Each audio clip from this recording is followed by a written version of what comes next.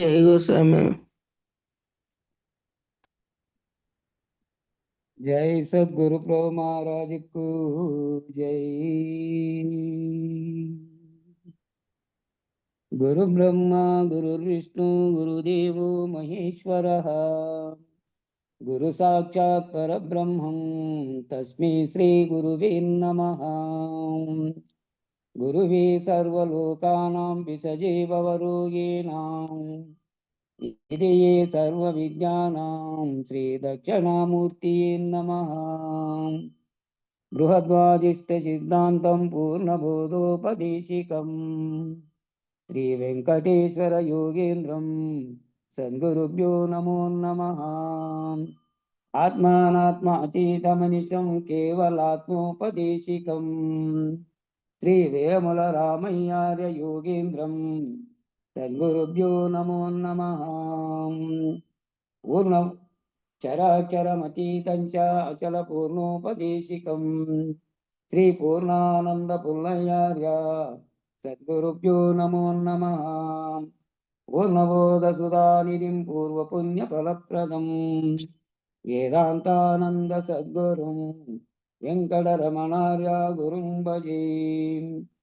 पूर्णानन्दपुल्लयार्य पुत्ररत्नमहागुरुं विष्णानन्दविभं दैवं कृष्णमूर्ति नमो नमः।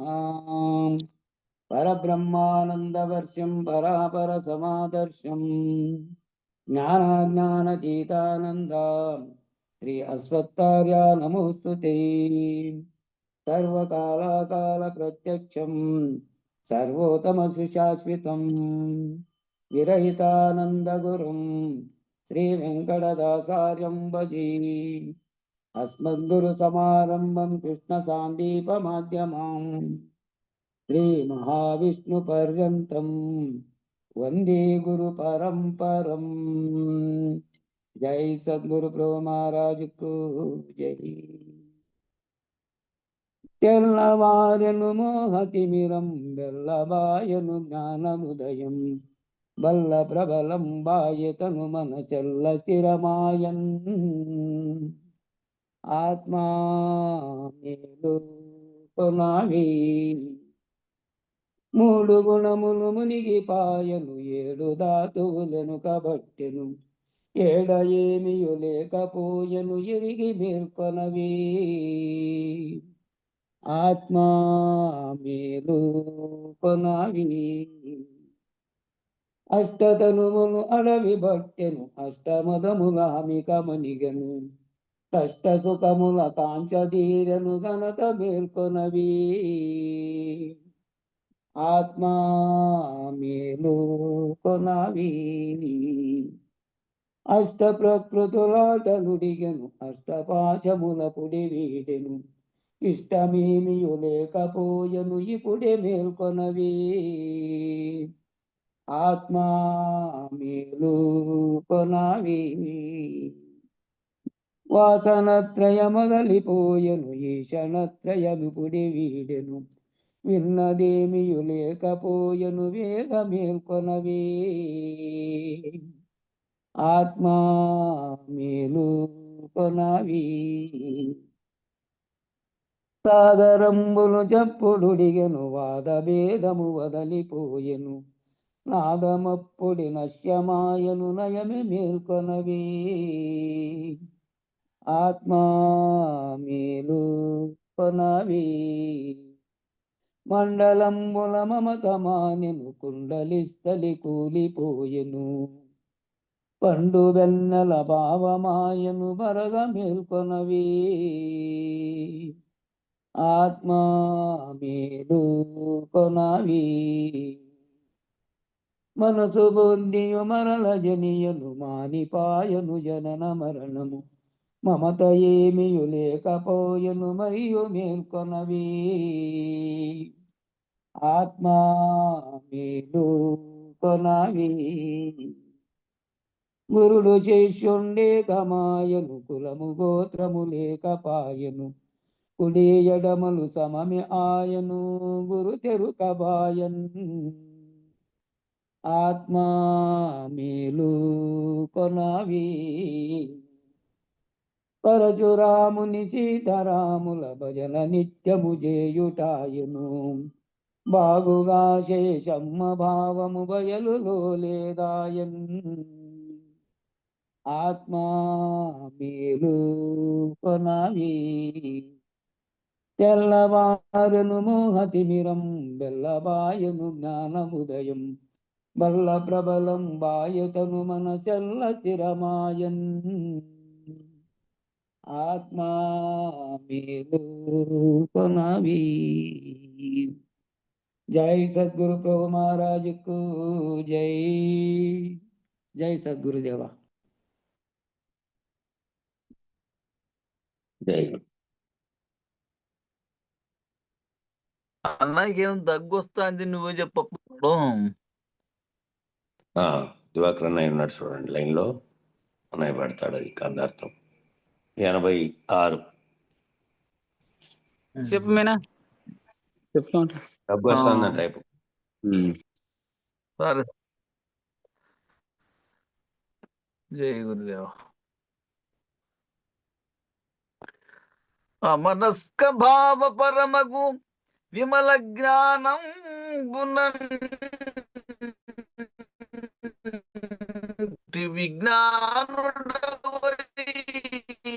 Voice break అవుతుంది.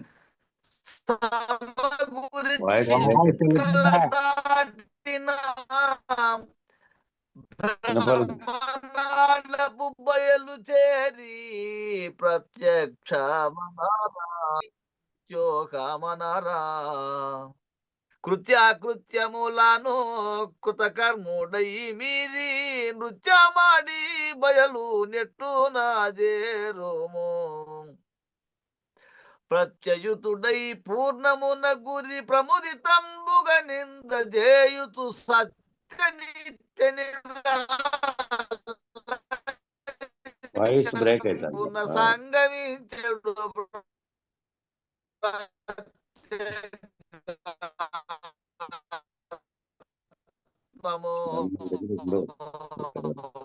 ప్రత్యక్ష మనరా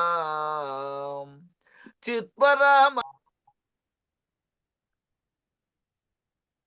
సిగ్నల్ సరిగ్గా రాలేదా? మొత్తం కట్ అయిపోయింది. ఉన్నీలే, మళ్ళా నెక్స్ట్ టైం అన్నా ఒక మంచి ప్లేస్లో యాడో సిగ్నల్ వచ్చేసి అటు కూర్చుంటే సరిపోతుంది. అప్పుడప్పుడు కట్ అవుతుంటాయి కదా, వాతావరణం ఒకటి బాగాలేదు. సరే సరే. జై గురుదేవ. అందరికీ జై గురు. గురు పరంపరకు జై. నిర్గుణ చర్యలో వర్తమానం అగోచరం కాగా అమనస్కం అందుకునేదవు అన్నారు. గుణాలు లేనటువంటి స్థితిలో వర్తమానం అనేది అగోచరం అవుతుంది. వర్తమానము, భూత భవిష్యత్ వర్తమానములు అనేటివన్నీ కూడా కాలానికి సంబంధించినవి కాబట్టి కాలం అనేది కేవలం భూమి మీద ఊహించే వారికి, ఎవరైతే భావంతో ఉన్నారో ప్రపంచం ఉన్నది ప్రకృతి అని, వాళ్ళకే కాలం. అంతరిక్షంలో ఏ కాలము లేదు, దానికి పగులు రాత్రులు అనేటివి అసలు లేనే లేవు. కాలాతీతమైంది అక్కడ. అట్లా కాలాతీతమైనటువంటి స్థితిలో అమనస్కం అందుకోవాలి. వర్తమానం అగోచరం కావాలి, గోచరం కాకూడదు. గోచరం అయితే దాని చుట్టూ ప్రపంచం అనే దాంతో తాయత్వం చెందుతావు. నేననే దాంతో తాయత్వం, నువ్వు అల్లుకున్న బంధాలతో చుట్టూ ఉన్న అన్నిటితోనూ తాయత్వం చెందుతావు. కాబట్టి వాటితో కలవకుండా ఉన్నటువంటి అమనస్క స్థితిలో నువ్వు అందుకోవాలి. అమనస్కంగా ఉండేటువంటి స్థితిలో, మనసు లేనిదై, మనస్సు నిత్యం చెల్లించనిదై ఉండే స్థితిని అందుకోవాలి. ఈ అమనస్క భావమునకు పరమైనదేమనగా ఈశ్వరీయ జ్ఞానమును మాలిన్యమును వీడినట్టిది. ఈ అమనస్క భావానికి పరంగా ఉన్నది ఏది అంటే, ఏదైతే అఖండ ఎరుక అనే ఈశ్వరీయ జ్ఞానం ఉందో, సమిష్టి ఎరుక అనేటువంటి సమిష్టి జ్ఞానం ఉందో, ఈ జగత్తు కల్పన కావడానికి కారణమైనది ఉందో, అది సమిష్టి ఎరుక, ఈశ్వరీయ జ్ఞానం. ఆ జ్ఞానము అనేటువంటి మాలిన్యాన్ని కూడా వీడినట్టిది. జ్ఞానము అజ్ఞానములు రెండూ లేనివి కాబట్టి జ్ఞానాజ్ఞానములకు అతీతమైనటువంటి స్థితి కాబట్టి ఇది ఈశ్వరీయ జ్ఞానాన్ని కూడా, ఆ మలినాన్ని కూడా, అంటే జగత్తు ఉన్నది అనే భావన ఉంటేనే జగత్తుకు కారణమైన వస్తువు ఉన్నది, జగత్తుకు కారణమైన జ్ఞానం ఉన్నది, అది సంకల్పించింది, అదే కార్యరూపం ధరించి ప్రపంచంగా మారింది అనే భావన ఉంటే జగత్ అనే భావన, ప్రకృతి అనే భావన, దాంట్లో నేననే భావన, నీవనే భావన, అనేకత్వం అనే భావనలన్నీ వస్తాయి. ఈ అనేకత్వమే లేదు. దీనికి కారణమైన వస్తువే లేదు. ఆ ఈశ్వరీయ జ్ఞానం అనే మాలిన్యం కూడా పోయింది. వ్యష్టి సమిష్టిలు 2 పోయినాయి. 2 లేనటువంటి స్థితిలో అట్టి విమల జ్ఞానమునంటి. విమల జ్ఞానము అంటే ఈ మలినాలతో కూడినటువంటి జ్ఞానం కాదు. ఈ మలినాలు ఇవన్నీ జగత్తున్నదనే మలినము. ఒకటి కల్పించితే, ఆ కల్పించిన దాంట్లో ఏకం అనేకంగా అయితే, ఆ అనేకమన్నీ దాని చుట్టూ ఉన్న నిత్యము సత్యం అనుకొని భ్రాంతి చెందుతున్నాయి. అసలైన నిత్యము సత్యంగా ఉన్నదాన్ని మాత్రం గుర్తించుకోకుండా, అసత్యమై కొంతకాలం ఉండే వాటిని నిత్య సత్యంగా భ్రాంతి చెందుతున్నాయి. అది లేనటువంటి ఆ విమల జ్ఞానము అంటే ఇవన్నీ ఏమీ లేనటువంటి ఎప్పటికీ నిత్యము సత్యమై జగత్తు పుట్టుక, వ్యవహారము మరియు లయము అనేటువంటివి లేకుండా సృష్టి స్థితిలయలే లేనటువంటి బయలుగా ఉన్నటువంటి పరిపూర్ణ స్థితి. అటువంటి విమల జ్ఞానమునంటి ఆ జ్ఞానమే నీవైనటువంటి స్వరూపంగా విజ్ఞానంగా. ఆ జ్ఞానం ఎక్కడో లేదు. నేనే నా శరీరం అనే భావన వదిలిపెడితే నాలో ఉన్నటువంటి నా స్వరూప జ్ఞానం ఏ గుర్తెరిగే చైతన్యమైతే నాలో పనిచేస్తోందో అదే విశ్వవ్యాప్త చైతన్యంగా ఉంది. శరీరాలు వేరువేరుగా ఉన్నప్పటికీ ప్రాణులన్నీ చీమ దగ్గర నుంచి బ్రహ్మ దాకా వేరు రూపాల్లో ఉన్నప్పటికీ వాటిలో ఉన్న చైతన్యం అంతటా ఒక్కటే. ఆ చైతన్యానికి కారణమైనది ఒక్కటే ఉన్నది విశ్వమంతటికి అనే దృష్టితో ఉంటే ఆ విమలమైనటువంటి జ్ఞానం అనంటే అదే ఆ చైతన్యమే నీవైనటువంటి స్వరూపంగా విజ్ఞానము. ఈశ్వరీయ జ్ఞాన దృష్టి లేని విజ్ఞానంకి సమగురి కుదురును. సమగురి కుదరాలి అంటే మళ్ళీ అద్వైతం ప్రకారం నేను బ్రహ్మనైతిని, నేనే అహం బ్రహ్మస్మి అనే స్థితిలోకి మహావాక్య విచారణ చేత వేదసారమైనటువంటి మహావాక్యాలు 4 మహావాక్యాలు చెప్పిండే 4 వేదాలు చెప్పిన సారం ఏమిటంటే అదే నేను అయి ఉన్నాను. ఏది తత్ అనే బ్రహ్మమే, త్వం అనే నేను, అసి అంటే అయి ఉన్నాను, తత్వమసి. దాని యొక్క దాన్ని నేనే అయి ఉన్నాననేటువంటి ఈశ్వరీయ జ్ఞాన దృష్టి లేని విజ్ఞానునికి ఈ ఈశ్వరీయ జ్ఞానం నేను అదే అయి ఉన్నాననే దాంట్లో నుంచి కూడా దాటుకుంటే ఇంకా కేవల బయలు పరిపూర్ణంగా ఉన్నదే ఉన్నది. అది తప్ప మరొకటి లేదు. ఇంకా ఆ విజ్ఞానునికి ఏ విజ్ఞానము? జ్ఞానం కాదు, విజ్ఞానం. ఇంకా విశేషమైనటువంటి జ్ఞానం ఏమిటి అంటే ఈ జ్ఞానాజ్ఞానములకు అతీతమైనది ఈశ్వరీయ జ్ఞానం. వ్యష్టి జ్ఞానం కూడా లేనటువంటి జ్ఞానాజ్ఞానములు లేనటువంటి విజ్ఞానం ఏది అంటే ఎప్పటికీ పరిపూర్ణమే ఉన్నది, ఎప్పటికీ బయలే ఉన్నది. నా స్వరూపం నేనుగా భావిస్తున్నది కోల్పోతే నా నిజస్థితి కూడా అదే, ఆ బయలు స్థితేను అని విజ్ఞానయోగం. ఆ ఈశ్వరీయ జ్ఞానం ఎవరికైతే లేదో అది కూడా దాటారో వాళ్ళకి సమగురి కుదురును. ఈ సమానమైన దృష్టితో చూసే గుణం ఎవరికి కుదురుతుంది?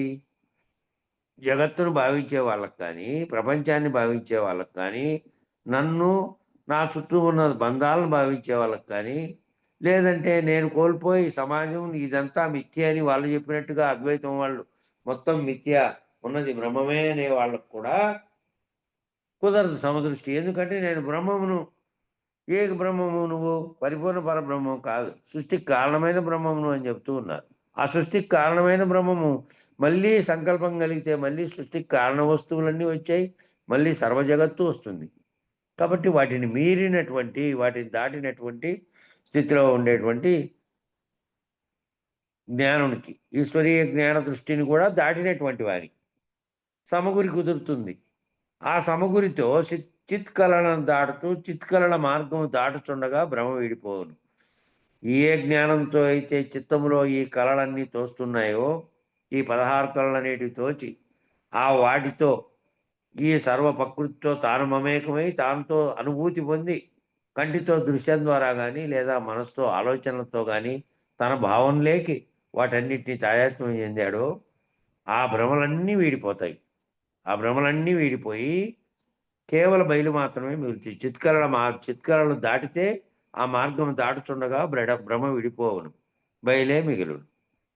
అది ఎవరు? ఆయన సొంతంగా జ్ఞానంగా వచ్చేది కాదు. అది అంతా విచారణ ద్వారా వాచ్య జ్ఞానం లభించవచ్చు. నీ లక్ష్య జ్ఞానమైనటువంటి దానిని లక్ష్య స్థితికి నువ్వు చేరుకోవాలంటే నీ పైన గురుకృప ఉండాలి. ఆ గురువాక్యం పట్ల నీ మనసులో నిరంతరం అదే మెదులుతూ ఉండాలి. ఏ గురువాక్యం చేత చెప్పారో షోడశి ద్వాదశి అనే మంత్రం ఈ ఉత్త బట్టబయలులో ఏమీ లేదు. మూలం లేని గుర్తెరిగే ఎరుక ఏనాడు పుట్టనే లేదు. మూలం లేని గుర్తెరిగే ఎరుకే లేదు. ఆ మార్గం మిగిలిపోతే, ఆ మార్గం దాటిపోతే, ఏమి ఈ భ్రమలన్నీ వీడిపోతే ఉన్నది ఏమిటి అంటే బయలే మిగులుతుంది. ఆ బయలుని చేరి బయలే నీవకు ప్రత్యక్షత కాంచము. ఆ బయలుని చేరి బయలులో నీవు ఉంటే బయలులో ఏ రకమైనటువంటి సంకల్పాలు వికల్పాలకు తావు లేదు. ఆ బయలులో ఉత్పత్తి స్థితి నాశనాలకు తావు లేదు. ఆ బయలులో మళ్ళీ పరిణామ వికారములకు తావు లేదు. పరిణామం చెందింది ఇది, వృద్ధి చెందింది, డెవలప్ అయింది, మళ్ళీ నశించింది అనే మాటే లేదు అక్కడ. అక్కడ వృద్ధి చెందడానికి కానీ అక్కడ వస్తురూప కల్పనే లేదు. ఆ వస్తురూప కల్పనంతా జగత్ అనే ఆవరణలోనే ఉంది. ఆ ఆవరణ దాటిన వారికి వస్తురూప కల్పన కానీ ఏదైనా కంటితో చూసేది కానీ భావంతో చెందేది కానీ లేదు. అన్నీ లేనటువంటి స్థితి. ఆ బయలుని చేరి బయలేని ఒక ప్రత్యక్ష గాంచిన తర్వాత చిత్మయలి వీరి బయలు తాకగా అదే చిత్పరం. ఇంకా చిత్తము పరం చేరింది. చిత్తమునకు ఆకాశించి అవకాశమే లేదు. ఇంకా ఆలోచన చేసే అవకాశం లేనటువంటి స్థితిలోకి చేరింది. చిత్పరం అంటేనచో అది నిత్యోహమగును. చేసినవి చేయనివి రెండింటినీ విడిచినచో జరిగినవేవి జరగనే లేదు. ఇక్కడ చూడండి, అది నిత్యం ఆ విధమైనటువంటి స్థితిలో ఉండాలంటే ఆ చిత్తము చేసినవి చేయనివి, చేసినవేమో నేను ఇవి చేశాను, నేను పుట్టేప్పటి నుంచి ఘనకార్యాలని చెప్తాడు. పుట్టేప్పటి నుంచి అవి సర్వజీవులు వాటి వాటి పనులు చేసుకుంటున్నాయి. ఈ మానవుడు ఏంటంటే ఇంకొంత విస్తృతి చేసి తనకేవో చేశానని తాను నిలబెట్టానని ఇవన్నీను అన్నాడు. ఇవన్నీ ఏమైపోయినాయి? ఒకప్పుడు మహారాజ్యాలన్నీ ఏమైనాయి? రాజులు కోట్లన్నీ ఏమైనాయి? వాళ్ళంతా చక్రవర్తులు ఏమైనారు? ఒక్కటి కూడా మిగలవు.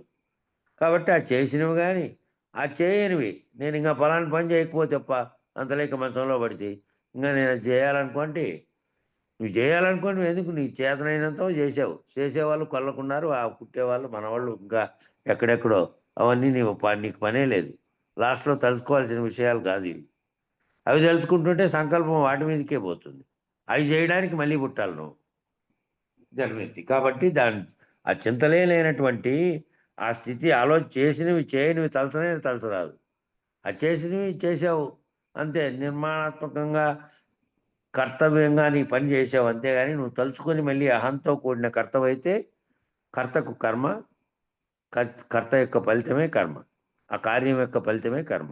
కాబట్టి ఆ కర్మ అది మంచి పని చేసినచ్చు, చెడ్డ పని చేసినచ్చు. మంచి కర్మకు కూడా కర్మ ఉంది, మంచిగా జన్మించవచ్చు అంతే.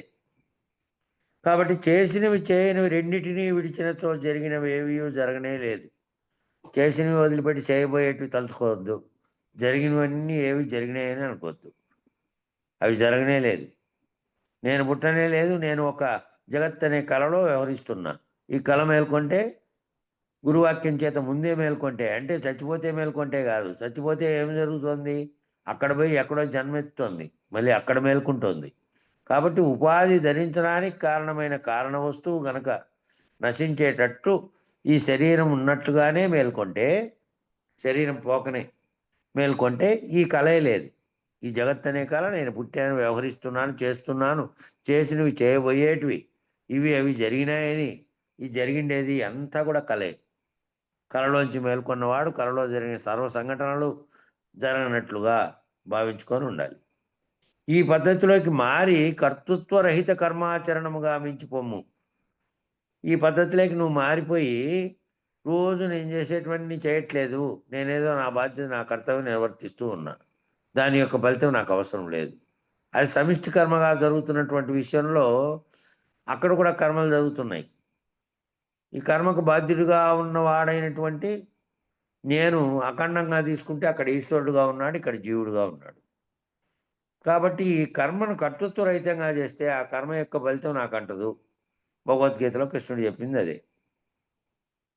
కర్మాచరణ కర్తృత్వ రహితంగా చెయ్యి కర్మాచరణము. అప్పుడు మించిపోము, దాన్ని దాటిపో. అది చేస్తున్నాననే భావనలో లేదు. అది లేకుండా కర్తృత్వ రహితంగా చేసుకుంటూ ఉండంతే. దాన్ని తన మీద ఆపాదించుకోవాల్సిన పని లేదు. తాను చేసినట్టుగా, తాను వ్యవహరించినట్టుగా, తాను సృష్టించినట్టుగా ఈ వ్యవహారం అంతా మళ్ళీ కర్తృత్వానికి దారితీస్తుంది. అదే అహంకారానికి దారితీస్తుంది మళ్ళీ. కాబట్టి అప్పుడు అవి అసత్యమని నిర్ణయం కాగా అందు నృత్యమాడుతున్నట్టు ఎంచుకొనుము. అసత్యమని నిర్ణయం అయితే అందు నృత్యమాడుతున్నట్లు ఎంచుకొనుచు ఒక చేయవలసింది ఏమీ లేదన్న అనివార్యంగా బయలుదేరు. ఇక నాగులపల్లి శ్రీనివాసరావు మా మిత్రుడు, నాకంటే దాదాపు 15 ఏళ్ళు చిన్నోడు, డాక్టరు. నన్ను ఆ కవితా గ్రూప్లోకి పెట్టింది ఆయనే. మన జ్ఞానయజ్ఞం జరిగిన నాళ్ళు ఆ జ్ఞానయజ్ఞంలో ఫస్ట్ ఒక పాట వచ్చేది. అది ఎవరికైనా గుర్తుంటే ఆ పాట ఫస్ట్లో ప్రార్థనా గీతం వచ్చేది. మూలహంస నాట్యమాడుతోంది అనేది. అక్కడ నాట్యం అనే పదం వాడాడు చూడండి ఆయన, డాక్టర్ ఆయన. తూర్పుగోదావరి జిల్లాలో డాక్టర్, గవర్నమెంట్ డాక్టర్.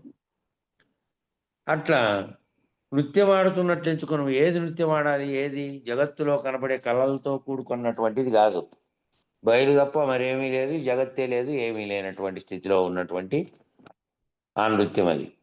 ఇక చేయవలసింది చేయగలిగింది ఏమీ లేనందున అనివార్యంగా బయలుదేరము. ఏమీ లేదు, ఇంకా చేయవలసింది లేదు, చేసినది లేదు, చేయగలిగినది కూడా ఏమీ లేదు. నీ యొక్క మూలం తెలుసుకొని ఆ మూలం లేనిదని, ఎప్పటికి ఉన్నది ఒకటేనని, ఈ జగత్ సృష్టించబడకముందు నా స్వరూపం కూడా అందులోనే ఉన్నదని, అది బయలుగా ఉన్నదని అనివార్యంగా బయలుదేరము. అనివార్యం ఇంక అది. ఇది తెలుసుకున్న తర్వాత చేరాల్సింది వాటికంటే బయలు స్థితిలోకి చేరాలి. బయలులో సహజమై బయలాకృతికి ఆప్తమై పూర్ణమును గురిపెట్టి సంతోషముగా గురిని నిండజేయము. బయలులో సహజంగా ఉండి బయలు యొక్క ఆకృతికి ఆప్తమై పూర్ణమును గురిపెట్టి సంతోషంగా గురిని నిండజేయము. అదంతా నిండా ఏమైపోవాలి, ఎట్లా బయలుకు ఆకృతి లేదు నిజానికి. బయలులో సహజమైన స్థితిలో ఉండిపో. బయలు సహజంగా ఏముందంటే, బయలు అంటే శూన్యము, ఖాళీగా ఉంది అని అర్థం. ఆ ఖాళీగా ఉన్న స్థితిలో నువ్వు సహజమైపోయి ఆ బయలాకృతి ఏదైతే ఉన్నదో ఆ బయలుగా ఉన్నది దానికి ఆప్తమై పూర్ణమున గురిపెట్టి సంతోషముగా గురిని నిండజేయము. నీ గురి అంతా ఏమిటంటే ఆ పూర్ణంలోనే గురిపెట్టి ఆ పూర్ణంలోనే ఉండాలి. ఏ శూన్యము నుంచి సర్వం ఉత్పత్తి అయిందో ఆ ఉత్పత్తి అయిన సర్వము పోయిన తర్వాత మళ్ళీ మిగిలినటువంటి ఆ శూన్యమే కూడా పోతే శూన్యాతీతమైనటువంటి శూన్యము లేదు, ఉత్పత్తి చెందినటువంటి ఆవరణ లేదు. ఆవరణ శూన్యము రెండూ లేవు.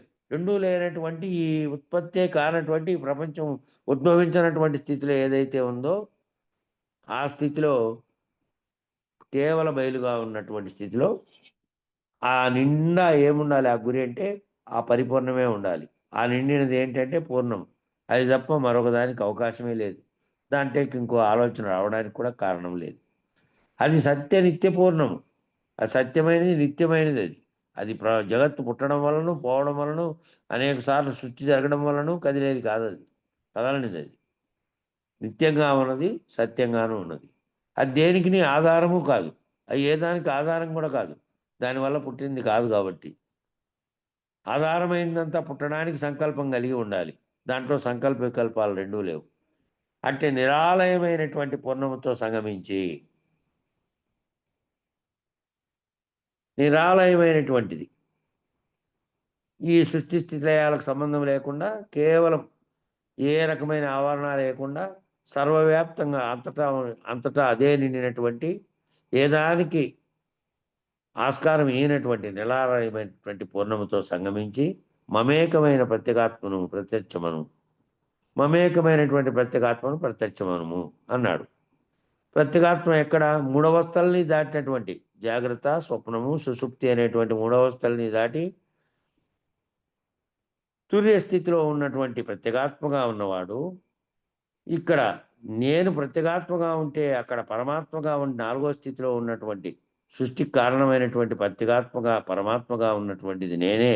నా సంకల్పం చేత ఆత్మ చేతనే అది పుట్టింది. సర్వము కూడా ఆత్మ యందున పుట్టిందని సాంఖ్యంలో మొదటి పద్యమే చెప్పింది. ఆత్మలో ఆకాశం, ఆకాశంలో పంచభూతాత్మకమైనవన్నీ ఒకదానితో ఒకటి విలీనం కాగా ఉత్పత్తి అయినటువంటి స్థితిలో ఉన్నాయి. అవి వాటన్నిటికీ కారణమైనది. ఆ అన్నిటికీ కారణమైనటువంటి పరమాత్మ అనేటువంటి చైతన్యము, ప్రత్యేగాత్మ అనేటువంటి నేను జీవ చైతన్యము, ఈ రెండు ఒక్కటే. ఈ రెండు వేరువేరుగా లేవు.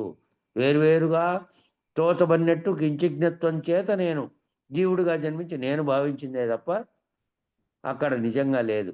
ప్రత్యేగాత్మగా ఉన్నటువంటి నేనే దాంతో మమేకమైనాను. అంతకంటే ముందున్నటువంటి తుర్యాతీత స్థితిలో ఉన్నటువంటి బయలుగా ఉన్నటువంటి స్థితిలో నేను దాంట్లో లీనమైతే, దాంట్లో ప్రత్యక్షమైతే ఇక ఇది లేదు. ఈ ప్రత్యేగాత్మ, పరమాత్మ ఈ రెండూ లేవు. ఈ రెండిటిని దాటినటువంటి స్థితిలో ఉన్నది నా స్వరూపం అనే భావన చెందుము. ఈ ప్రత్యక్షత కొరకు ముందుగా చిత్పరతనంటి నిత్యోహమనవలెను. నిత్యోహమందు ప్రత్యేగాత్మము తన అహమనేది ఎరుకను కోల్పోయి బయలుగాగా అది నిత్య పరిపూర్ణమవును. ఈ నేననేటువంటి అహాన్ని కోల్పోతే, తీసేస్తే అది లేనటువంటి స్థితిలో ప్రత్యేగాత్మ అనేటువంటి తన అహం, నేను ప్రత్యేగాత్మను అంటున్నది ఏమో జీవ ఎరుక అయితే, నేను పరమాత్మను అంటున్నదేమో అఖండ ఎరుకైనటువంటి మూల ప్రకృతి. ఈ రెండు లేనటువంటి, ఈ రెండు వీడినటువంటి స్థితిని ఎరుకననేటువంటిది కోల్పోతే ఏ బయలైతే ఉన్నదో అది నిత్యము పరిపూర్ణమవుతుంది. నిత్యము పరిపూర్ణము, నిత్యము సత్యం. అది నిత్యము ఏ పని చేస్తున్నా నిద్ర వచ్చే వరకు, నీవు చచ్చు వరకు, నిద్ర వచ్చేదాకా, నిద్ర వచ్చిన తర్వాత అవసరం లే. నిద్ర వచ్చిన నీ చైతన్యం లేదు కాబట్టి ఏ సంకల్పము లేదు గాఢ నిద్రలో. మళ్ళా స్వప్నావస్థ లేదు. స్వప్నావస్థ అంటే నిద్ర పట్టని స్థితిలో వస్తుంది. గాఢ నిద్రలో ఏ స్వప్నము లేదు. అలాగే నువ్వు ఉన్నంత కాలము నిద్ర వచ్చే వరకు, నీవు చచ్చే వరకు అదే గుర్తుపెట్టుకో. మూలం లేని గుర్తెరిగే చైతన్యం లేనే లేనిది, ఎప్పటికీ కేవలం బయలు మాత్రమే ఉన్నది. అదే నిత్య పరిపూర్ణము అని గుర్తులో ఉంచుకో. ఏ వ్యవహారం చేస్తున్నప్పటికీ, బాహ్య జగత్తులో పనులు చేస్తున్నప్పటికీ నీ భావనలో ఉండాల్సింది ఇదే గురువాక్యం. 87 చెప్పన్నా. నీకు సిగ్నల్స్ సరిగా ఉండేలా చూసుకున్నా. కట్ అవుతుంది మధ్యలో వాయిస్. లేదంటే దివాకర్ అన్నయ్యనే చెప్పండి. నాకేం నీదే సరిగా రాలేదనిపిస్తుందినా? లేదప్పా, వాళ్ళకి మిగతా వాళ్ళని అడుగు, వినపడతా అంటుంది కదా వాళ్ళకు. నాది సరిగా రాకపోవడం కాదు. మీ ఏరియాలో ఎవరికి సరిగా రాలేదప్పా. వాయిస్ పట్టుకొని వస్తాండి. ఏది ఇప్పుడు నేను చెప్పేది కూడా అట్లే వస్తుందమ్మా. పట్టుకుంటాను తప్ప చెప్పేది బాగా వస్తుందన్న. నీదేం బాగొస్తాను సమయం. బాగా వస్తుంది అసలు. అది వస్తుంది. ఇది నెట్లో చెప్తాను. అది నెట్ ఉంది ఇక్కడ, ఇంటర్నెట్ ఉంది. మరి చెప్పన్నా.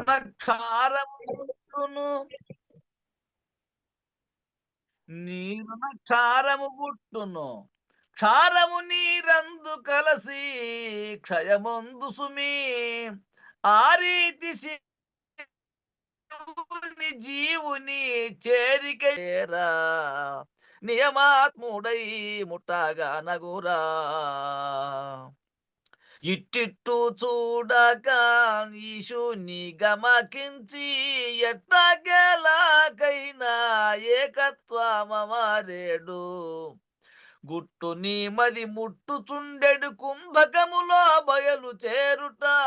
నిట్ట నిలువగు తన్మయత్వము నిస్తరంగ సముద్రమలవడా చిట్టాడవలేరా.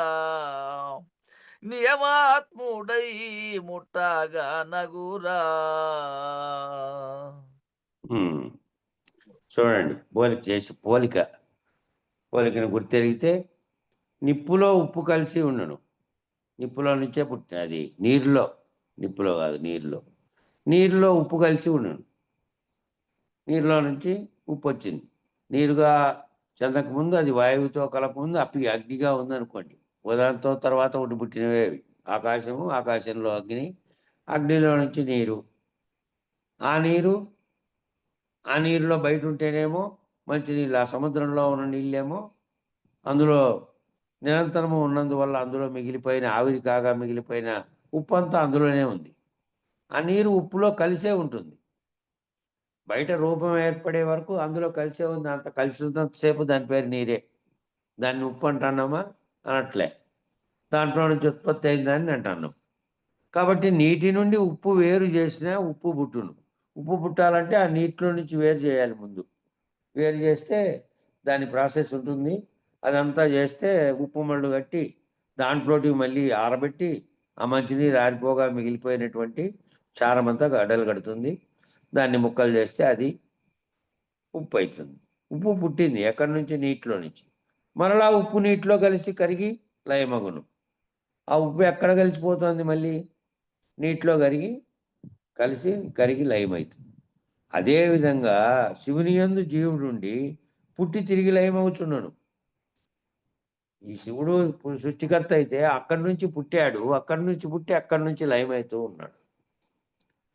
లయమైనటువంటి వాడు మళ్ళీ తిరిగి రాకుండా ఉండాలంటేనేమో కారణ వస్తువును కనుక్కొని ఆ బీజ వస్తువుగా ఉన్న సంకల్పం అనే దాన్ని రద్దు చేసుకుంటే మళ్ళీ రాడు. కానీ ఏమవుతుంది? శివునిలో లయమై తాను శివుడుగా తాయాత్మ్యం చెందుతున్నాడు. అక్కడ ఉన్నటువంటి ప్రతిబింబ చైతన్యం అట్లే ఉంది, అది పోలే. కాబట్టి మళ్ళీ ప్రతిబింబంగా మళ్ళీ వస్తున్నాడు. శివుడేమో శరీరాన్ని ఏం ధరించలే, వీళ్ళుగా చూపించినట్టు అదేం శరీరం లేదు. శరీరం లేదు, కేవలం చైతన్యం మాత్రమే శివుడు అనేది. కాబట్టి ఈ శరీరంగా ఉద్భవిస్తున్నటువంటి వాడేమో అందులో నుంచి ఉత్పత్తి అయ్యాడు. నీటిలో నుంచి ఉత్పత్తి అనేట్టు. నీటిలో కనపడదు, ఉప్పు ఏమీ కనపడదు, పైకి చూస్తే కనపడదు. అందులో నుంచి తయారైంది. మళ్ళీ అందులోకి వేయగానే పోయింది, అంతే.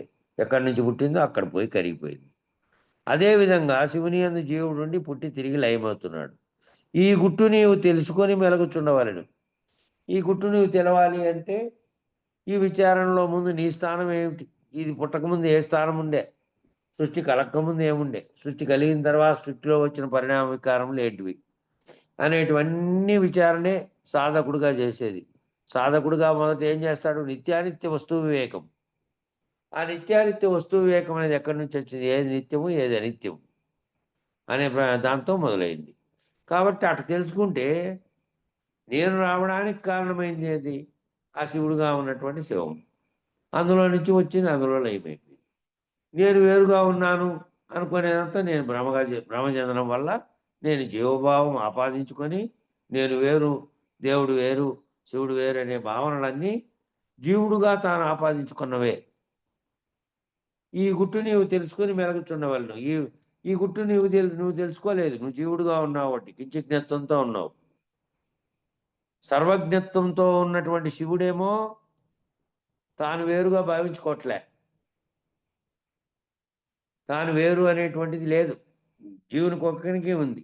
ఆ విధంగా జీవుడైన నీవు పునరావృత్తి చెందుతున్నావు, నీవు నిజముగా లేకపోవటం లేనిదని నీవు తెలిసి ఆ విధంగా జీవుడైనటువంటి నీవు పునరావృత్తి చెందుతున్నావు, మళ్ళీ దాంట్లో కలిసిపోతున్నావు. నిజంగా నీవు లేవు, నువ్వు వేరుగా లేవు.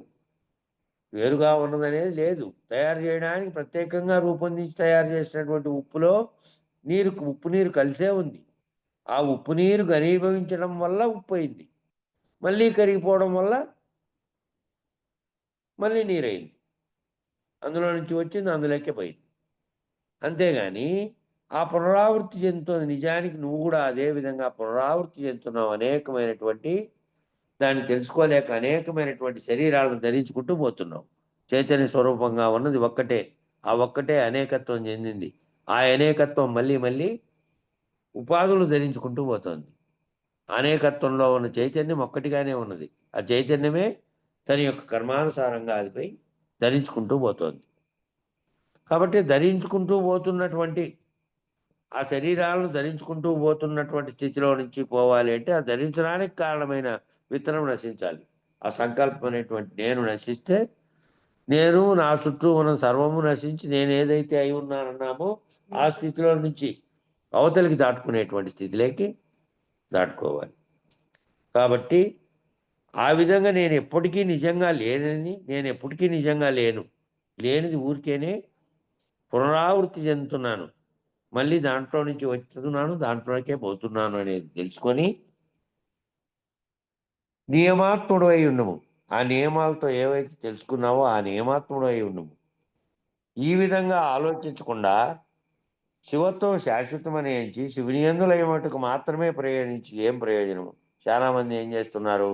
శివుణ్ణి పూజించి, శివుణ్ణి తటస్థించి, లింగ పూజలు చేసి ఆ విధంగా ఏం చేయాలి? అది చేసినందువల్ల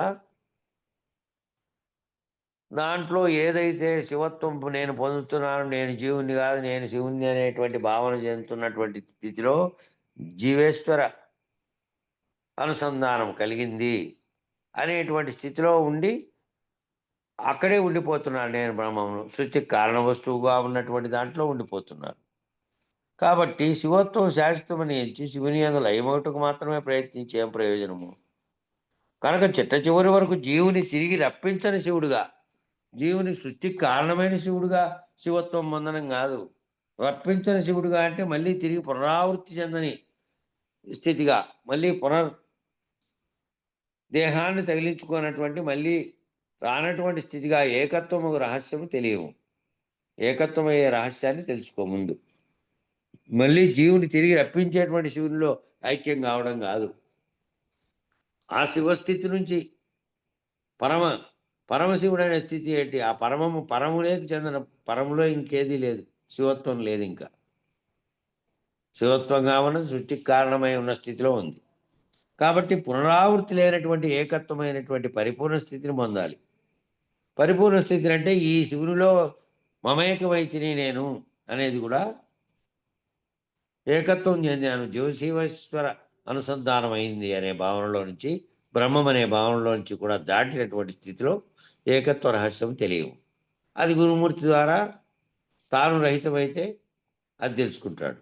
అనగా ఈశ్వరీయ జ్ఞానశక్తిలో సృష్టి సంకల్పం పుట్టని నిష్కలైనట్టి శివునిగా ఏకత్వంగా రహస్యం గనుము.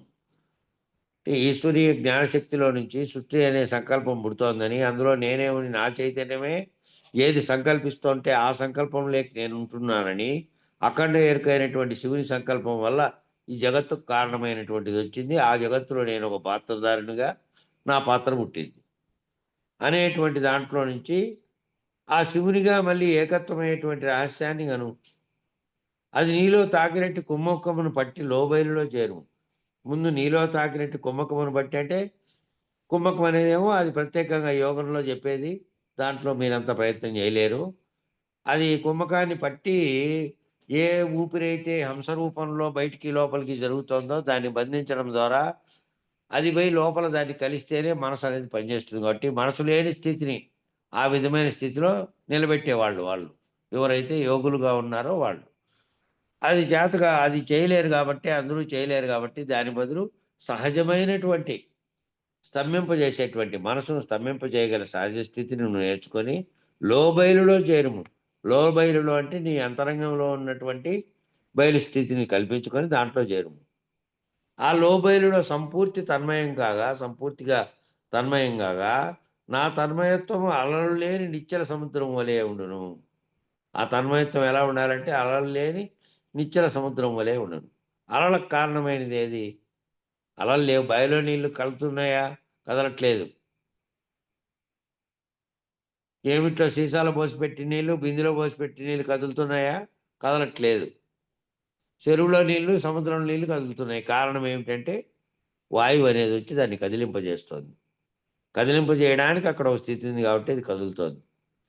ఆ కదిలేది అనేది లేకపోతే, నీలో కదలికలు లేకపోతే, నీలో కదలికలకు కారణమైంది ఏంటంటే నీ మనసే నీలో కదలికలకు కారణమైంది. కాబట్టి నీ మనసు రహితమైతే కదలికలు లేవు.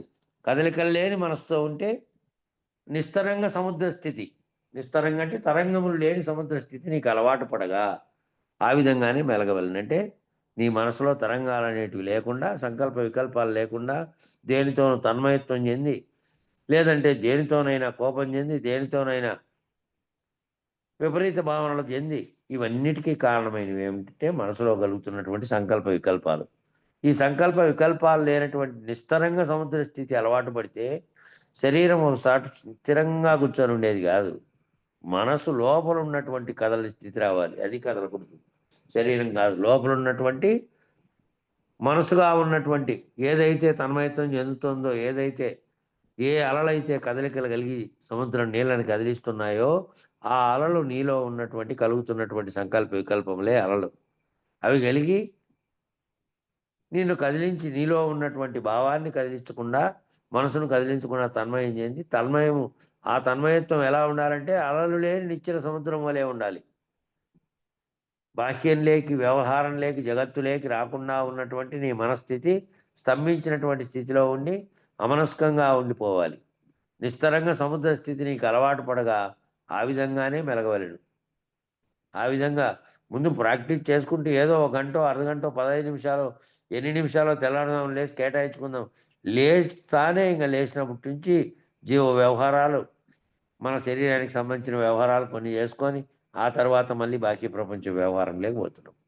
ఓ కాసేపు 15 నిమిషాలు 20 నిమిషాలు అర్ధగంట ఎప్పుడో ఆ నిస్తరంగంగా ఉండే స్థితిని ముందు మనసును కట్టడి చేసుకొని ఆ మనసులో అది మెలిగే స్థితిని అలవాటు చేసుకుంటూ పోతే కదా అది వచ్చేది. ఆ కాసేపు ఏ ఆలోచన లేకుండా నీ లక్ష్యం దాంట్లో పెట్టుకొని గురుమూర్తి యొక్క వాక్యం మీద అట్లే నిలబడగలగడం అనేది పెట్టుకోగలిగితే కదలికలకు మెల్లి తగ్గుతూ వస్తాయి. లేదంటే నిరంతర సముద్రం నిరంతరంగా ఏ విధంగా గాలికి ఒక్క క్షణం కూడా అది చలించకుండా ఉండదు సముద్రం. కాబట్టి అది చలించకుండా కావాలి అంటే ఆ గాలి ఉన్నంతసేపు చలిస్తూనే ఉంటుంది. అది బయలో నీళ్ళ వల్లే ఉండాలి, కదలకుండా. కదలని స్థితిలో ఆ విధంగా మెలగవాలి. శివజీవైక్యం అనగా శివునిగాను జీవునిగాను చలించక జీవశివైక్యం అంటే నేను శివునిగా ఉన్నాను అంటే మళ్ళీ శివుడు ఏం చేస్తున్నాడు? సృష్టికి కారణమైన వస్తువులన్నింటినీ కర్తగా ఉన్నాడు అక్కడ. కాబట్టి జీవునిగాను శివునిగాను చెలించక లేనివాడననే అర్థంలో ఉండము.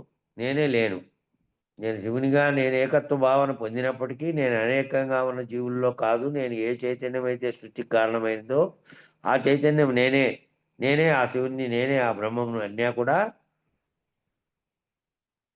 అందులో ఏంటి? నేను లేనివాడిని. అది కూడా లేనటువంటి స్థితిలో ఎప్పుడుండే ఏముండే? ఉత్త బయలుగా ఉన్నటువంటి పరిపూర్ణం అంతటా ఉండే. ఆ స్థితిలో ఉంటే నేను లేని వాడిని. లేకనే తోచినటువంటి కళలో నాకు పేరు పెడితే ఆ పేరుతో వ్యవహరిస్తున్నటువంటి ఒక పాత్రధారిని. ఆ పాత్ర వేసింది ఆ పాత్రతో లేని పాత్ర అది. నిజానికి నేర్చుకొని నటించమంటే డ్రామాలో నటిస్తాడే, నిజానికి ఈప కృష్ణుడు కాదు, ఏంది కాదు. అవతలేసినోడు ఈప శత్రువు కాదు. ఊరికే గద తీసుకొని కొట్టేపోతాడు చూడు భీముడు. నిజమైన భీముడు ఎక్కడ జరిగిందో ఏం జరిగిందో లేదో, ఈడ పాత్ర వేసినోడు నిజంగా కొడితే ఏమవుతారు? కాబట్టి ఈ పాత్రలో లాగా నేను జీవునిగా కాదు, శివునిగా కాదు, కేవలం నామరూపాత్మకమైన శరీరంగా పేరు పెట్టినటువంటిదేమో ఈ నటన చేయడానికి దీంట్లో నేననే భావనతో చేస్తోంది. ఇవి మీరిపోతే నేను లేదు, శివుడుగా భావించింది లేదు. ఈ రెండూ లేనటువంటి స్థితిలో ఉన్నావా అంటే మరి ఆ గుర్తెరిగే చైతన్యం ఉంది కదా, నిన్నున్నట్టు చూపిస్తోంది. కాబట్టి నువ్వు పాత్రధారుడుగా, నాటకంలో పాత్రధారుడుగా, లేదంటే లేని కళలో వ్యవహరిస్తున్నటువంటి కళలో పాత్రధారునిగా వ్యవహారం చేయి. శివునిగా మాత్రం మిగిలి ఉన్నతో పునరావృత్తి గలదని నమ్ము. నేను జీవునిగా కాదు, జీవుడు అనేవాడిని పోయినా నేను జీవుని లేదు, నాకు అర్థమై నేను చైతన్యం, సర్వవ్యాప్తమైనటువంటి చైతన్యం ఏముందో విశ్వంలో అదే నేను అని నువ్వు భావించినప్పటికీ, నేనే శివుడని భావించినప్పటికీ, ఆ శివునిగా మాత్రం కూడా మిగిలి ఉంటే దానికే పునరావృత్తి సంకల్పం దానికే పుట్టింది. కాబట్టి పునరావృత్తి కలదని, మళ్ళీ జన్మం కలదని నమ్ము. ఆ స్థితి నుంచి కూడా దాటుకుంటే తప్ప మళ్ళా పునరావృత్తి ఉంది అని నమ్ము. ఇట్టి నియమాత్మానుసారం తెలిసి మెలుగుము. ఇట్టి నియమాత్మానుసారం అంటే నీ ఆత్మ ఏ స్థితిలో నియమాలు తెలుసుకొని ఉండాలో ఆ నియమాలన్నింటినీ ఈ శరీరం ఉంది కాబట్టి దీంట్లో పాటించవలసి కనపడే దృశ్యం ఉంది, భావన చెందే మనసు ఉంది. కాబట్టి గురుమూర్తి చెప్పినట్టుగా నిద్రవచ్చు వరకు నీవు చచ్చు వరకు నిత్యము అదే స్థితిలో ఉండము. నిష్కలమైన నిశ్చేష్టితమైనటువంటి శివునిగా పరిణమించి మరి వ్యవహారం అంతా చేస్తున్న లేదా మళ్ళీ వ్యవహారం చేసుకోవాలి కదా, నీ జీవనానికి సంబంధించింది. కాసేపు పోతే ఏవో పనులు ఉన్నాయి కదా మరి అంటే ఆ పనులు చేస్తున్నటువంటి పనుల్లో నువ్వు కాదు, నువ్వు పాత్రధారుడు చేస్తున్నటువంటి పనులుగా కర్తగా లేకుండా కర్తవ్యాన్ని నిర్వహించు. అకర్తగా, కర్తృత్వం లేని కర్తగా. కాబట్టి ఆ దాంట్లో మెలుగు, అట్లా మెలుగు. నిష్కలమైన నిశ్చేష్టితమైన శివునిగా పరిణమించి తొదుకు లేనివాడు మగు. నిష్కలమైనటువంటి ఏ రకమైనటువంటి కళలు లేవు. ఆ కళలు లేనటువంటి నిశ్చేష్టితమైనటువంటి చేష్టలన్నీ తొలగిపోయినటువంటి చేష్టలు అంటే ఏవి? జీవుడుగా చేసేటువంటి బాహ్య ప్రపంచంలోనూ అంతర్ప్రపంచంలో నీలో కలుగుతున్నటువంటి చేష్టలు. ఆ చేష్టలన్నీ లేనటువంటి నిశ్చేష్టునివై శివునిగా పరిణమించి ఫస్ట్ నేను జీవుని కాదు, శివతత్వ స్థితిలో ఉన్నటువంటి సర్వవ్యాప్త చైతన్యవంతుని నేనే అనే స్థితిలో ఉండి ఆ స్థితిలో నుంచి కూడా తొదకు లేనివాడు మగును. ఆ స్థితిగా శివునిగా పరిణామం చెందడానికి ఏమిటి? జీవశివైక్య సంధానం. నీవే మహావాక్య విచారణ ప్రకారం నీవే ఆ సర్వ చైతన్యవంతునైనటువంటి శివునివి అని తెలియబడడం కోసం చెప్పినటువంటి మహావాక్యాల స్థితిలో పొంది ఆ స్థితిని కూడా తుదకు లేనివాడ మగుము ఆ స్థితిని దాటుకొని కేవల బయలుగా ఉన్నటువంటి స్థితి ఎప్పటికీ ఉన్నది. అందులో నేను, ఈ జగత్తు, శివుడు, ఈ మూడిటికి కారణమైన సృష్టి స్థితిలయాలైనటువంటి వాళ్ళు సృష్టించినటువంటి దానివల్ల వచ్చినటువంటివన్నీ ఏమీ లేవు. ఆత్మగా ఉద్భవించడానికి కారణం అయినటువంటి వ్యక్తమైనటువంటి ఓంకారము, ఆ ఓంకారం కూడా లేనటువంటి ఏదీ లేనటువంటి అవ్యక్తంగా ఉన్న వ్యక్తావ్యక్తములు కూడా లేనటువంటి బయలుగా ఉన్న స్థితిని తెలుసుకొని ఆ స్థితి లేకపోతే లేనివాని అయిపోతావు. మళ్ళీ ఉన్నవాని ఉన్నదే లేదు, ఉన్న భావనే లేదు. చెప్పన్నా. 88 లేదంటున్నారు అదే అదే బ్రేక్ అవుతుంది వాయిస్. ఇప్పుడు కూడా మాట్లాడేది కూడా బ్రేక్ అవుతుంది. ఫోన్ మరి వేరే ప్లేస్ అదే అన్నయ్య చెప్తాండా. నువ్వు దగ్గర ఫోన్ పెట్టుకొని అరిచేతలకే తట్టుకోలేదా స్పీకర్ తట్టుకోలే. నువ్వు సౌండ్ పెంచినప్పుడు మాత్రమే అది పట్టుకుంటుంది. నీలో నీ గొంతు సౌండ్ పెరిగినప్పుడు మాత్రమే పట్టుకుంటాను. పెరిగినప్పుడు అట్లా కావాలని లేదు, సిగ్నల్స్ కూడా ఇదైతే ఉండొచ్చు. అప్పుడు సరిపోతుంది. మంచి పైన అప్స్టేర్ లేకపోతే ఏది ఎన్నో పద్యమో చెప్పన్నది చూద్దాం. చిన్న మాటలు కూడా బ్రేక్ అవుతాండాయి లేనా అన్నయ్య చెప్తాను అట్లే. ఎన్నోది 88 అన్న. సరే. జై గురు. జై గురు చేసుకున్నా. గంగా యమునల మధ్యను భంగము లేకుండా చూసి పరిపూర్ణుడవై. అది కాదన్నా, కాదు.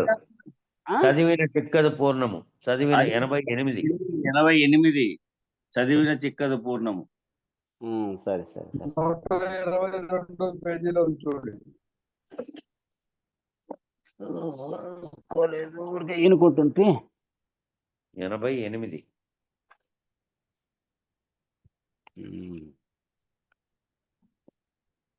సరే.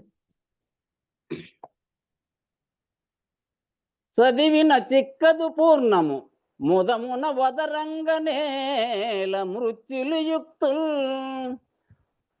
పదవడి నీలో వెలచెడు సదయుని సేవించు ప్రీతి సదకోనుమయ్యా శివశోకం హంస మనన మదినయ్యా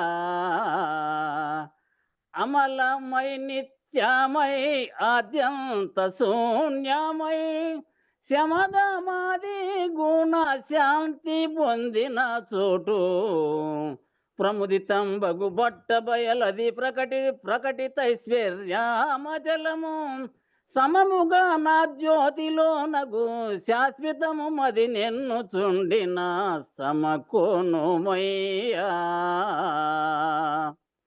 శివశోకం హంస మనన మదినయ్యా. జై గురు. జై గురు.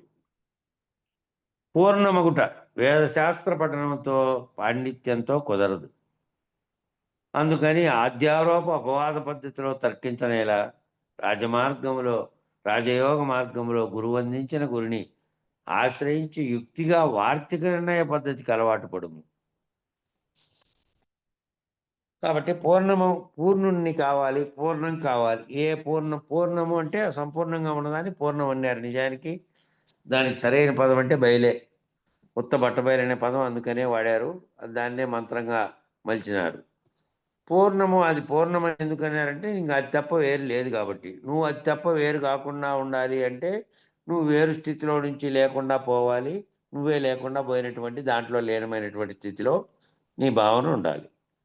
పూర్ణమగుట వేదశాస్త్ర పఠనంతో పాండిత్యంతో కుదరదు. వేదాలన్నీ శాస్త్రాల పాండిత్యం నేర్చుకున్నారు. శాస్త్ర పఠనం దాంట్లో పాండిత్యం అంతా వచ్చింది. ఈ పాండిత్యం అనేది ఈ 64 కళలు నేర్చుకొని ఆ కళలన్నింటిలోనూ నేను పండితుడిని అనేదంతా కూడా ఈహంలో కలుగుతున్నటువంటి కళల వల్ల ఆ కళల్లో ఉన్నటువంటి దాంతో ఉండేదే తప్ప దాంతో కుదిరేది కాదు. వాటన్నిటికీ అతీతమైంది కాబట్టి అది. అందుకని ఆద్యారోప అపవాద పద్ధతిలో తర్కించడం కూడా నీకు చెప్పడం కోసమే. ఉదాహరణ చెప్పాలంటే లేనిదాన్ని ఆరోపించబడి ఆ లేనిది నిజానికి లేనిది అని చెప్పాలంటే ఆధ్యారోపవాద పద్ధతిని ఎంచుకున్నారు. ఆధ్యారోపవాదంలో ఏం చేశారు? గొడ్రాలి కొడుకు, ఆ కొడుకుంటే గొడ్రాలనే మాటే లేదు. కుందేటి కొమ్ములని అన్నారు. ఆ కుందేటి కొమ్ములు ఏంటుకుంటూ కుందులు లేవు. కుందేటి కొమ్ములు లేవనే చెప్పడానికి కుందేటి కొమ్ములు అనే పదాన్ని ఆరోపించి వాటివంటివని. నిజానికి విచారించిన తర్వాత దూరం నుంచి చూసి ఆ కొమ్ములు అవి నిక్కబరుచుకుంటే, ఆ శబ్దానికి నిక్కబరుచుకుంటాయి భయం చేత. భయం చేత చెవులు నిక్కబరుచుకుంటుంది అది. దాన్ని దూరం నుంచి చూసి భ్రాంతి చెందాడు దానికి కొమ్ములు ఉన్నాయని. విచారించిన తర్వాత దానికి కొమ్ములు లేవు. అట్లాగే ఎండమావుల్లో నీళ్లు ఉన్నాయని భ్రమ చెందాడు. నిజానికి ఆటికి పోతే ఏం లేవు. ఎండలో కనబడుతున్నటువంటి ఆవిరి, గాలి యొక్క ఆవిరి పొరలు అలా కనిపించినాయి, భ్రమింపజేసినాయి. నిజానికి అక్కడ నీళ్లు లేవు, ఏం లేవు. అట్లా అధ్యారోప అపవాద పద్ధతిలో తర్కములు ఎందుకు తర్కిస్తున్నారు అంటే, ఇక వేరే ఏ రకంగా మార్గం చెప్పాలో ఉదహరించాలో దానికి ఎన్నుకున్నారు దాన్ని. రాజయోగ మార్గంలో గురువు అందించిన గురిని ఆశ్రయించి, రాజయోగ మార్గంలో అంటే తాను వ్యవహరిస్తూ తాను జగత్తులోకి వచ్చాడు కాబట్టి, జగత్తులో శరీరాన్ని ధరించాడు కాబట్టి, శరీరానికి ఉండే లక్షణాలు ఏవైతే ఉన్నాయో ఆ లక్షణాలన్నిటితోనూ, ఆ లక్షణాలతో బాలుడుగా, యువకుడుగా, మధ్య వయస్కుడుగా, మళ్ళీ ఆఖరుకు క్షీణించి వృద్ధాప్యంతో వృద్ధుడుగా మారి మరణించేటువంటి ఈ స్థితులన్నీ కూడా ఎవరు పొందుతున్నాడు? జీవుడు పొందుతున్నాడు. ఈ స్థితులన్నీ దానికి శరీరానికి ఉన్నటువంటి సహజ లక్షణాలు కాబట్టి, రాజయోగ మార్గంలో ఈ శరీరం నుండి శరీరంతోనే వ్యవహారం అన్నీ చేసుకుంటూ ఆయా స్థితిగతులన్నీ తానే ఆస్వాదిస్తూ బాల్యం నుంచి వృద్ధాప్యం దాకా ఉండినప్పటికీ కూడా అందులో ఉండి గురువు అందించిన గురిని ఆశ్రయించి, ఆ గురువు అందించినటువంటి విచారణలో గురువు అందించినటువంటి గురి ఏదైతే ఉందో దాన్ని ఆశ్రయించి, ఆ గురువు ఏ రకమైన యుక్తిగా నిన్ను నిజానికి ఇది లేనిదని చెప్పి, కలవంటిది ఇదని చెప్పి ఉదాహరించి, దానికి అనేక పద్యాలు తత్వాలన్నీ కూడా దాన్ని చెప్పడానికి ఆ పాడుకునేటువంటి తత్వంతో నీకు తెలియబడతాదని చెప్పి చెప్పాడు. కాబట్టి నువ్వు ఏం చేయాలంటే, గురువు యొక్క నేర్పించినటువంటి ఏ పద్ధతిలో నీకు తెలియజెప్పాడో ఆ పద్ధతిలో యుక్తిగా వార్తిక నిర్ణయ పద్ధతికి అలవాటు పడమంటే, ఈ అన్నిటి సారాంశమైనటువంటి ఈ సారాంశం అంతటిని ఒక చోట వడగడితే అదే వార్తిక నిర్ణయ పద్ధతి.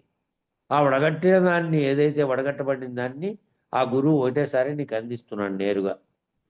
ఇన్ని రకాలైనటువంటి శాస్త్ర పాండిత్యంతో, ఇన్ని రకాలైనటువంటి శోధనలతో, ఇన్ని రకాలైనటువంటి దాన్ని అంతటిని తర్క వితర్కాలతో పని లేకుండా వార్తిక నిర్ణయ పద్ధతిలో గురువు సారాంశాన్ని అందించి నీకు ఇది సారము, దీని యొక్క ఫలితం ఇది, దీనిలో నువ్వు తెలుసుకోవాల్సింది ఇది అని నేరుగా నీకు అందిస్తున్నాడు.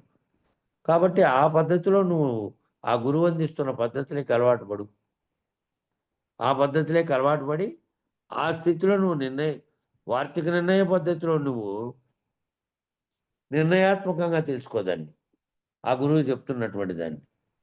కాబట్టి ఈ ఉదాహరణ తర్క పద్ధతుల్లో ఆధ్యారోప అపవాదములు, పాండిత్యంతో, వేదశాస్త్ర పఠనాలతో ఇవన్నీ చాలా కాలం పట్టేటివి. అదంతా అర్హులైనటువంటి వారు దాని మీదనే కృషి చేసేవాళ్ళు. కాబట్టి గురువు అనేది ఎందుకు ఎంచుకుంటున్నారంటే, ఇక ఆ వేదాలన్నీ దానికి సంబంధించిన అంటే ఒక జీవితకాలం సరిపోదు, 2-3 జన్మలు ఎత్తినా కూడా సరిపోదు అన్నిట్లోనే అంశాలను పరిశీలించాలంటే. కాబట్టి గురువు అనేటువంటి ఒక మహాశక్తి అనుకోండి. ఆ గురువే మహాశక్తిగా నీకు పరిణమించి నిన్ను లేకుండా చేసి, తాను లేకుండా ఏ విధంగా అయినాడో తన గురువు చేత అట్లా తనకు తెలిసిన మార్గంలో వార్తిక నిర్ణయ పద్ధతిలో నీకు దాని యొక్క సారాంశాన్ని తెలియజేసే పద్ధతిలో చెబుతాడు. ఆ విధమైన దాన్ని కని నువ్వు ఆ విధమైన నిరపేక్ష పద్ధతిలో గురిని అందుకొను. గురిని ఏ విధంగా తెలుసుకుంటావు? నిరపేక్ష పద్ధతిలో. మళ్ళీ ఆపేక్షలు ఏమీ లేవు, ఆపేక్షించేది లేదు. తాను ఒక్కొక్క భ్రాంతి తొలుగుతూ పోతే నిరపేక్షం అయిపోతాడు. ఆ భ్రాంతి పోయింది, అంతకుముందు ఉన్న భ్రాంతి లేదు ఇంకా. అట్లా తుదకేమవుతావు? తుదకు నేనే లేననేది నేనున్నాననే భ్రాంతి కూడా పోయి నేనే లేనటువంటి స్థితికి చేరుకుంటావు. వార్తిక పద్ధతిలో విచారణ చేసుకుంటూ పోతే, నిరపేక్ష పద్ధతిలో గురిని అందుకుంటే, నీలో వెలసడు చిన్మాత్రమైనటువంటి అశరీర గురిని ప్రీతితో సేవించచ్చు నీలో వెలిసినటువంటి చిన్మాత్రం చిత్తముతో నీ చిత్తంలోనే ఉన్నాడు. అశరీర గురుడు నీలోనే వచ్చి నీలో ఉండి బోధిస్తున్నాడు. నీ అంతరంగంలో ఉండి తీసుకుంటే నువ్వు అంతరంగంలోకి ఆ గురుడు ఎక్కడో లేడు, నీలోనే ఉండి నీ అంతరంగంలో ఉండి ఆ గురుని ఉన్నాడు. నీలోనే ఉన్నటువంటి ఆ శరీరుడైనటువంటి గురిని ప్రీతితో నీ లోపల సేవించుచు మమేకమము, నీలోనే ఉన్న ఆ గురువుతో మమేకమైపో. అచల బ్రహ్మమును పరిపూర్ణమందుటకు ముందుగా చెలించని ఆ ఏ గురువు అయితే నువ్వు 4 శుశ్రూషలు చెప్పారో మొదటి స్థితిలో ఉండేటువంటిది అది. ప్రారంభ స్థితిలో గురువు పోయినప్పుడు గురువు అనే శరీరం కనపడుతోంది కాబట్టి ఆ శరీరానికి ఆ గురువు తెలపడానికి లక్ష్యంగా ఎంచుకున్నావు కాబట్టి ఆ గురువుకు శారీరకంగా శుశ్రూషలు చేసి ఆయన సేవ చేసి పాదసేవ చేసి పట్టావు కాబట్టి అక్కడి నుంచి లాస్ట్కు గురువు నీలోనే ప్రతిష్ఠించుకునే విధంగా మారిపోవాలి నువ్వు. రాను రాను 4 శుశ్రూషల ద్వారా ఆ గురువు ప్రత్యేకంగా వేరు శరీరంగా కాకుండా నీలో ప్రతిష్ఠించుకునేంతటి స్థితిలోకి వచ్చి దాంతో మమేకమై నీలోనే ఉండి సేవించు. అచల బ్రహ్మమును పరిపూర్ణమందుటకు ముందుగా చెల్లించని చిత్తుబ్రహ్మమును, అచల బ్రహ్మం అనేటువంటి పరిపూర్ణాన్ని అందాలంటే ముందుగా చెల్లించని చిత్తుబ్రహ్మమును శివుడని, ఆ శివమే నీవని నిర్ణయించుకొనుము. ముందుగా ఆ స్థితిని పొందాలంటే ముందు ఏ శివమైతే చెల్లించి ఈ సృష్టికి కారణమైందో అది చెల్లించకుండా ఉన్నటువంటి నాలోనే ఉన్నటువంటి ఆ శివము నేనేను చెల్లించకుండా ఉంటే చెల్లించిన స్థితిలో మళ్ళీ ఆ దాటుకునే పద్ధతి ఉంటుంది. చెల్లిస్తే జగత్తుకు కారణమైంది అవుతుంది. కాబట్టి ఆ చెల్లించకుండా ఆ శివమే నేనని నిర్ణయించుకొనుము. జీవ ఈశ్వర హంసల్ని కదిలించినట్టు తాను కదలనట్టు అయినటువంటి పరమహంసగా ఉండము. పరమహంస అంటే హంస మామూలుగా హంస అంటే నీలో కదులుతున్నటువంటి ఉచ్ఛ్వాస నిశ్వాసాలు, లోపలికి పీల్చుకుంటున్న గాలి, వదులుతున్న గాలి. అది ఏ ప్రాణశక్తిది, అదే ప్రాణశక్తి ఏ దానితో పోయి కలిస్తే మనసు యొక్క చలనాలన్నీ కదిలినాయో ఆ కదలినటువంటి పరమహంసగా ఉండు. ఆ పరమహంస ఏంటంటే అది పోయి చైతన్యంతో కలిసి నీలో సంకల్పాలను కలిగించే స్థితిలో లేనటువంటిది. అట్లా కదలనటువంటి స్థితి లేకపోయి కదలనటువంటి పరమహంసగా నువ్వు మారు. ఆ జీవుడు ఈశ్వరుడు అనేటువంటి ఆ రెండింటినీ కలిగిస్తున్న హంస రూపంలో ఉన్నటువంటి దానితో కాకుండా ఆ స్థితి లేకపోయి పరమహంసగా ఉండుము. ఇదే శివోహం హంసోహం అను మంత్రం. శివోహం శివోహం అంటారే నేనే ఆ శివుడైనటువంటి వాడిని. ఆ శివోహం అనే పదానికి అది. హంసోహం అంటే ఆ హంస అనేది ఏదైతే నీలో కదులుతోందో, గాలి ఊపిరి పీల్చుకొని దాని చేత ప్రాణశక్తి ఉత్పన్నమవుతోందో, ప్రాణశక్తి పోయి కలిసినందువల్ల మనసు అనే చలనం కలుగుతోందో, ఆ చలనాలు ఆ రెండింటిని దాన్ని దృష్టిలో పెట్టుకొని నీ చిత్స్వరూపం ఏమైంది అమలమైనచో నీవు చలనముల యొక్క కార్యకారణములు కావు. ఆ రెండు కదలనట్టి పరమహంసగా మారితే ఆ ముందున్న హంస ఏమో కదులుతున్న హంస. నీలో కదిలి ఏమవుతుంది? కలిగిస్తోంది. చలనాలు కలగడానికి కారణమైన మనసును ప్రేరేపిస్తోంది. అది దాంట్లో పైకి కాబట్టి హంసోహం శివోహం అనేది హంసస్సోహం. ఆ హంస అనే సోహం ద్వారా జరుగుతున్నది ఆ మంత్రం. శివోహం అంటే నేనే శివుడు అనేది.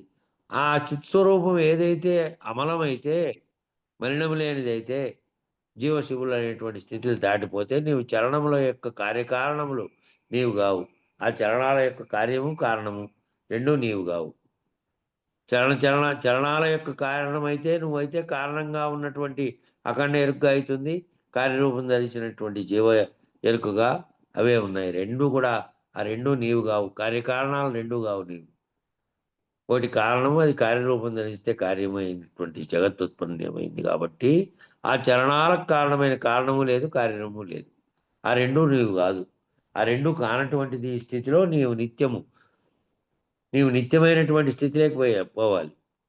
అనిత్యమైనటువంటి స్థితిలో కాదు. కార్యకారణములు అనేటివి అనిత్యంగా ఉన్నాయి, వస్తూ పోతూ ఉన్నవి.